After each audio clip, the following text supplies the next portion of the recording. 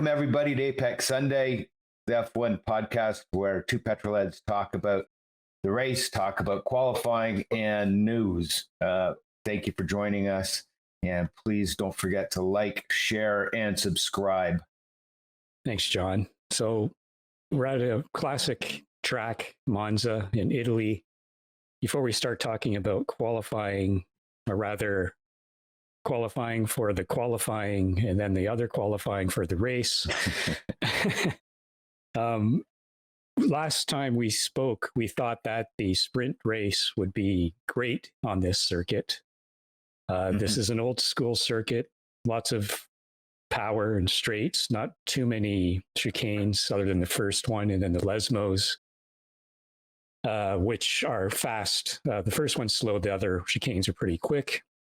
What did you think of Italy before we started this race? Did you anticipate a better result and better racing? For the sprint race, I was expecting more. For the actual race, it provided more than I expected. Right. I see. Yeah, I was expecting a lot more from the sprint race, but we didn't get that. But before we talk about that, let's talk about qualifying.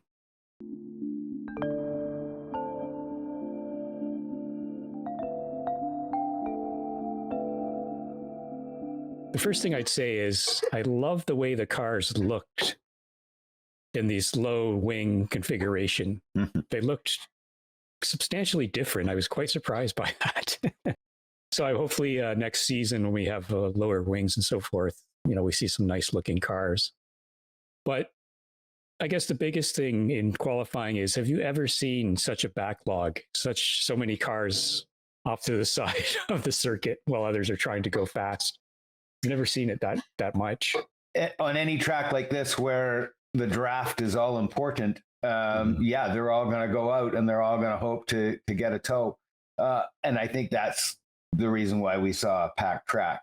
It made for a nightmare. And at the same time, I think they did extremely well that we didn't have more shunts with all of the cars on the track. Yep, that's true. Yep. And Giovinazzi did very well. He's improving recently every race, but we'll get to it in news, but there's news of a possible other driver for his seat next year. What I wasn't a fan of was the commentators going on about, well, we need to crack down and police these drivers. We got to do something. If they're not going to behave, we got to do something. But it's not just the drivers. It's all of them, the whole team, everything. How do you think they could? I don't have any thoughts on how they could change this. I do remember before this 3-part qualifying before we tried the single lap car qualifying, we would have sort of an hour session and no one would come out for the first 20 minutes or so forth, right? So we've kind of got that in these small little qualifying instances again. So I don't know what they can do about it. The drivers changes they could do. I think I know specifically what you're talking about. And they're saying unless the drivers come together and change things up, things aren't going to change. And fact of the matter is the drivers aren't going to change a darn thing, because what they're doing is they're attempting to maximize everything that they can. And they're going to continue to line up like that. They're going to continue to all come out at once on tracks such as Monza. And unless there are rules, then that's the way it's going to be. The teams aren't going to be very happy if one driver decides to be safe. Right. That's not what it's about. And so it's the rule book. But again, the rules are getting in the way this year as it is. So I leave it the way it is. I think it's commentator blather in my mind. Right. Yeah, it was almost authoritarian, like, oh, we've got to come in and fix this. But there were no suggestions or anything. So, what can you do, right? Other than, like you said, go back to the olden days where, each team gets a crack at it and that's it. It makes for a really boring qualifying, by the way. Yeah. And the single lap, I guess the problem there is if it rains later on or if it rains at the beginning, you're not going to get anywhere, right?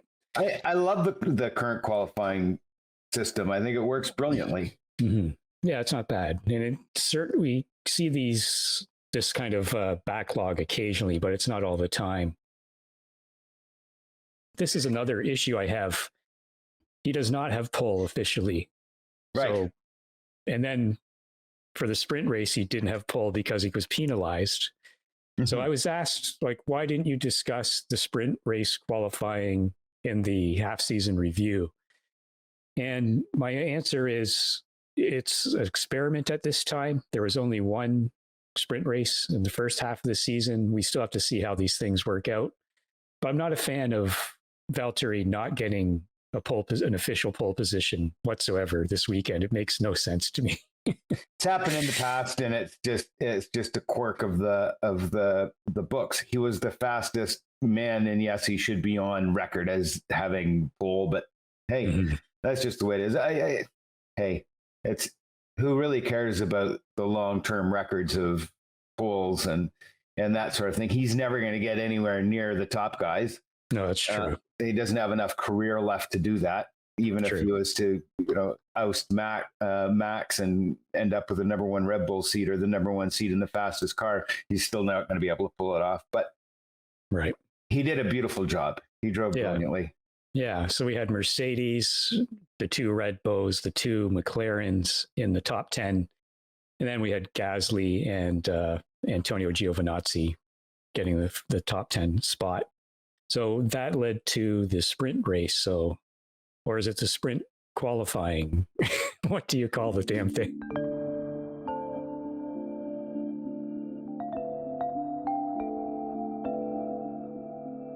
They just call it the sprint. And they corrected themselves at the last one where they said it's the sprint. It's not a sprint race. It's just called the sprint.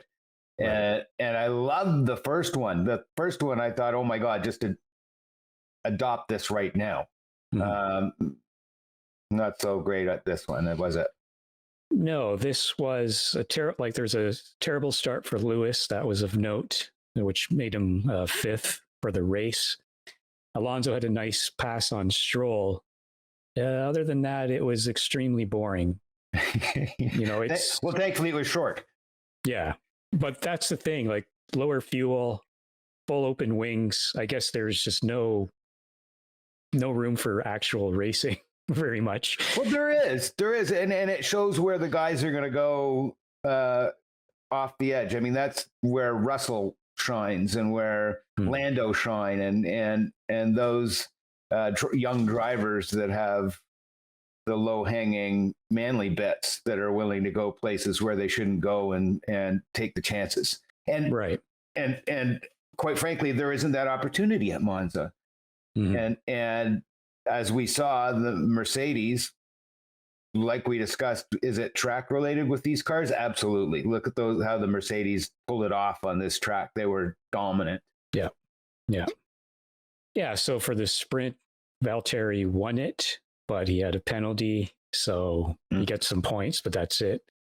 Then we had Max and Daniel, Lando, Lewis, and Charles and Carlos, Antonio, Sergio, and Lance for the top 10. So the surprise to me was the McLarens doing very, very well, both of them right out of the gate in both the qualifying and the sprint, not race, not qual. The sprint, but the sprint thing in Majingy. Yes. So we both agree it was pretty boring, right? Yes. Yeah. So I think even Perez came out and said, that was boring. It did nothing for anyone. So let's at that track. Right, exactly. Right. So let's move on to the race itself.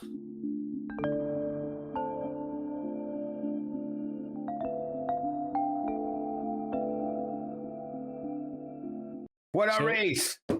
Yeah, what did you think of it overall? Overall, I mean, my God, it was just amazing.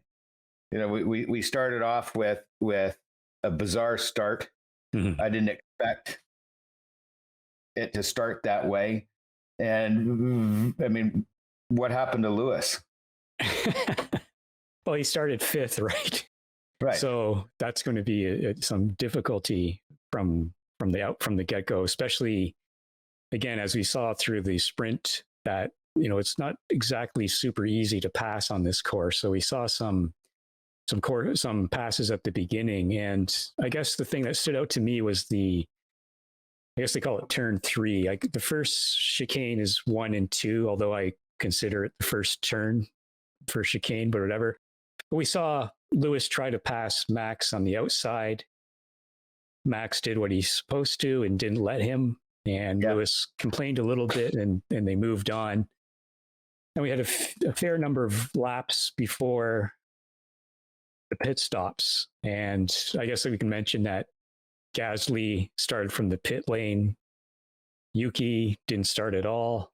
And so it was a disaster for the AlphaTauri team in their home race. Mm-hmm. But we get to this Max having a bad pit stop, 11 seconds. And I thought, well, how are they going to blame Mercedes for this? And then because it was purely human error. I mean, all the mechanics did their job, but it was a matter of pressing a button to release him, and he just sat there. Right. So then that led to the incident, and I consider it a racing incident. I thought Max was a bit too optimistic going around the outside at that point, but he tried. He had to do it. He had to do it. I don't like that he did it. It was perilous. Do you think Lewis would have done that? I'm not so sure Lewis would have done that. I don't think he would have. I don't think so. So that brings up to me, like what you talked about. Yeah, and what you talked about last time we spoke is Max having matured and so forth. I just think he just had a moment of fuzziness. Yeah, like, I've got to get by Lewis. He's ahead of me now. Then he complained quite vigorously for quite a while, but his team didn't. And It seems that there's not too much controversy over there. There are people with differing opinions on whose fault it was. I'm thoroughly in the racing incident category, as are you. Some people are blaming Max 100%. Some people are blaming Lewis. Whatever. I was very impressed with Max and how he dealt with it. He did not. He could have just driven into Lewis instead of going for the airborne on the rumble strip. He really could have. I mean, I think that's what Schumacher would have done. I mean, Schumacher would have just driven into him, and Schumacher would have done that move, the same move that Max did. I think. I'm guessing. I mean, he was a little bit of a bull in a china shop. Michael Schumacher. I'm talking about Michael Schumacher. Yeah, I'm talking about the guy in the wheelchair. Yeah. Right. Yeah. And Lewis had a bad stop as well, like just over 4 seconds. So that kind of led to the incident as well. So yeah. And then when the safety car came out for that, I really thought, because the field was bunched up again, that would give Bottas the opportunity to win the race. But that didn't happen. Yeah. Me too. And surprisingly, both Ricciardo and Lando stayed ahead to take the 1-2. People are saying Lando could have won, but I think Ricciardo had it under control. When he needed to go faster, he went faster. I don't think so. Well, yeah, Lando could have won, but only if they had ordered him by. Yeah. I mean, Danny's another Alonso. He's a master craftsman at driving. And you've got to be a lot faster to get past Danny. A lot faster to get past. Yeah. And on top of that, there was that radio call where Lando said, "I'm much faster," and Danny picked it up. Danny was managing his car, managing the tires, managing fuel, and I think he had it in him. I think Danny's finally figured out that car or got the confidence that he can pull it off now. What do you think? I hope so, because he's a great racer, and we need as many good racers or great racers as we can. And it was a merit win. It wasn't, another car was suffering from wing damage and all this nonsense. Absolutely. It was just outright. He took the start. He got the best start, took Max, and won the race. And it was just so great to see McLaren up there again. And I hope that it's sort of a preview of, where they might be next season more consistently. Well, you know what? I've been a Los Angeles Raider fan since, I don't know when, since high school. So a very, very long time. I'm embarrassed to say how long that is. And I'm the same with McLaren. Right.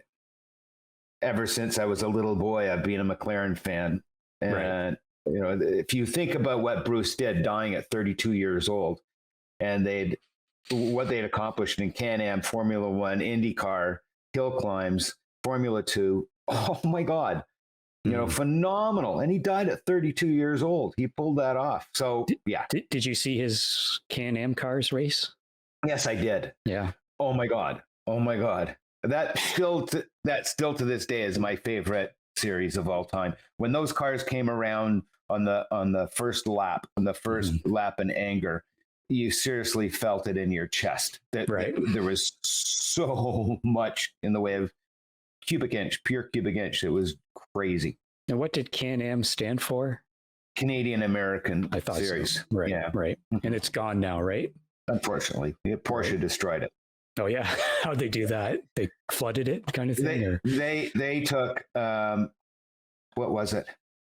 It wasn't a Group 5 car. It was a race car, a prototype race car that was highly developed for racing in Europe.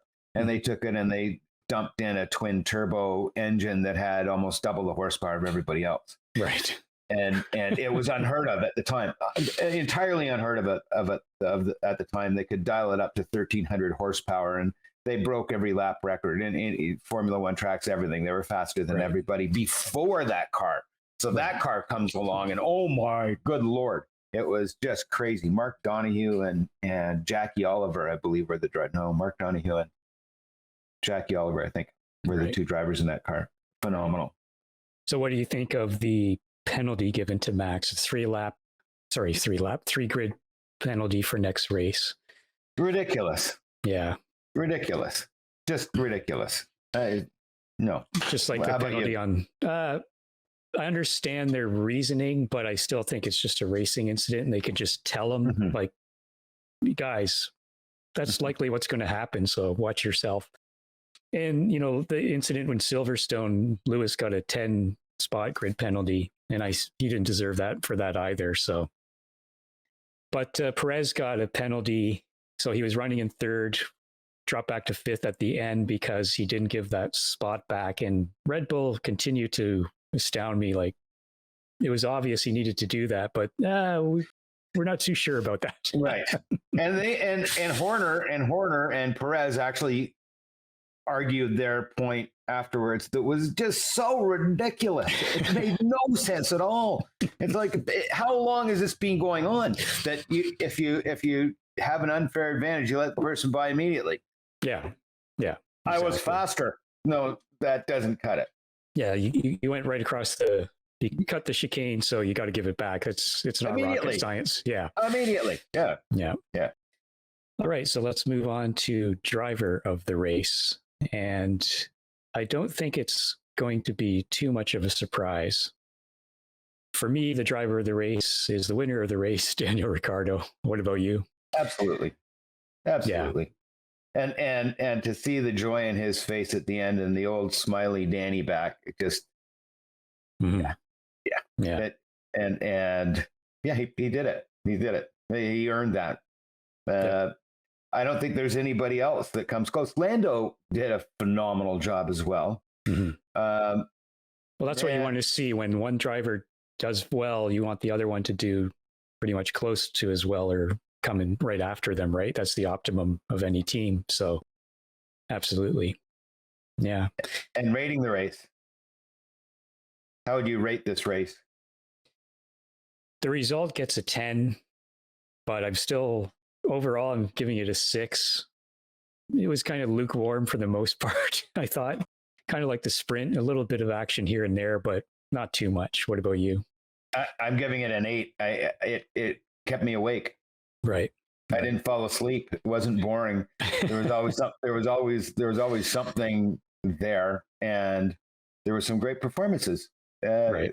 The passes that did happen were wonderful. Again, the big downside is the screaming Crofty. The announcer spewing off like he's no. Yeah, it's one thing to be excited, but it's when you're excited over something you shouldn't be. It gets very annoying very quickly, Because I try to think about Murray Walker. He was constantly excited, but it would be like a temporary sort of. And in a measured way. Measured way. It was very apt whenever he did it. Yeah, he'd catch himself after and then calm down right away. But Crofty's like, ah, la, la, la, la, la, la. It's like, stop it. And with Murray, you knew it was true enthusiasm because he'd be wound up before the race, and he'd be. I just watched the Schumacher fiasco on Netflix. Right. I have not watched it. If you haven't seen it, there's no rush to see it. It's okay. It's definitely approved by the family. So it's kind of like the Senna one. Oh, it's worse. It's worse. Oh yeah. Man, it's bad. Look, it's yeah. Well, we'll have to discuss that in another podcast. I think so.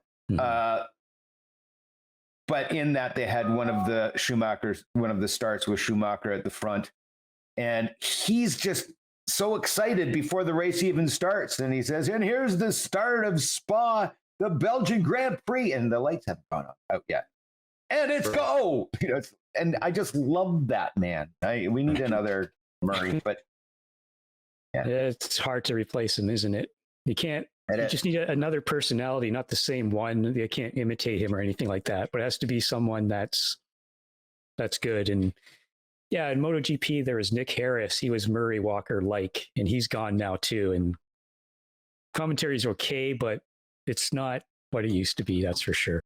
How are we going to replace Kimi? How are we going to get the black humor, wink of the sparkle in the eye? Kimi, somebody's got to replace that. Got to wait for, it's not going to be Bottas, but we got to wait for another Finn, because I remember Mika Hakkinen always amused me as well. You ask him questions, he's like, yes, that's not what I did. He made it look, because some of the questions are ridiculous. What do you need to do to win? I have to come in first place, yeah, that's basically it. So, all right, so let's move on to the news.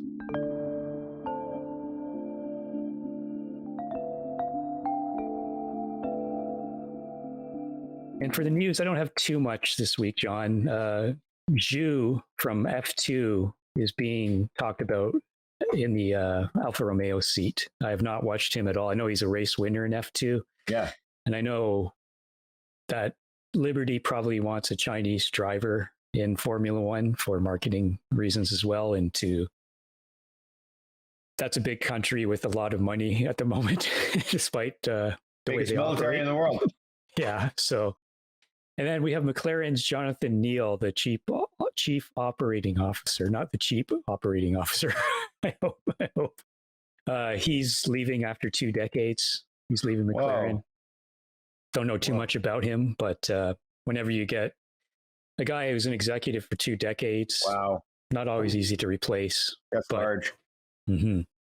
And when Vettel and Stroll have re-signed, so that's confirmed. Yay. So basically, it's the Alfa Romeo seat that's up for grabs. Anything for you, or? That's nothing. I mean, it seemed like the silly season, thank God, this year was entirely short, just so quick. Thank God. Yeah. And who have we got? We've got some great driver lineups. It'd be nice to see another young gun come in. Vettel has it in him, but it's kind of sad seeing Vettel in a back marker car, the car that doesn't have the ability to be up front. It's kind of sad for me. And hopefully Alonso will shine, but we see these greats that are lagging, and it's sad. Mm-hmm. Yeah, absolutely. So up next we have Sochi in Russia. It's an interesting circuit. It's slippery as that big long corner towards the front. Bottas usually does well there, but I have no thoughts about. I have no anticipation about how that race will operate. It's clear that the high-speed tracks are Mercedes tracks, and the twisty ones aren't. Mm-hmm. So I anticipate Mercedes doing pretty well there, and maybe Lewis will get his 100th win this season. Oh, he will. See. He will. Yeah. When will it come? I don't know, but it will come. Right. I'm guessing. He's got. I'm still impressed with Lewis. I'm still amazed at his maturity and how he's matured, because he's still fast, faster than he's ever been, and he's still learning, which Yeah. Yeah, he could still win this championship this year for sure. Sure he could. So Sure he could. and it might be his best one if he does win it. So we'll see. And I was talking to somebody that was saying, there's a very good chance that Lando is going to come in third, and Bottas is going to come in fifth. Mm. And that would be sad to see Bottas that far back. This is his last chance, probably in Formula One, to be in the top three. Yeah, because the top four should be either Lewis or Max, whoever wins that. Those would be the top two. And then it should be either Perez or Bottas, exactly, based on the cars. But again, Norris is just doing so well. So, I wouldn't be surprised if he finishes third in the championship. And what about Perez? Do you think that you showed those incredible charts of consistency in the review, the first half review, and he wasn't very consistent. No, but the gain was coming, and then it sort of fell apart at this race. Yeah, I don't know about. He's had his qualifying is not good, especially compared to Max, and that he suffers from that. That's why he's coming through the field, but you don't want to be coming through the field in that car. Like, right. If you have to come through, sure, have a great car, but you shouldn't be in that situation. So that speaks to Mercedes again, doesn't it? Because they have stated that they don't do well in air, and unless they've got clear air in front of them, their car doesn't handle that well. Mm-hmm. And it shows through in his inability to pass unless he's got a huge speed margin. That's why we were both surprised that Bottas, after the safety car, I thought he would have been right up there, but it didn't happen. So, well, there you go. Yeah. All right. So if you like the podcast, please give us a like, subscribe, and share the podcast. And John, we'll talk to you next couple weeks from now about Russia. Fantastic. Thanks, Rob. Talk to you. Bye-bye. Bye.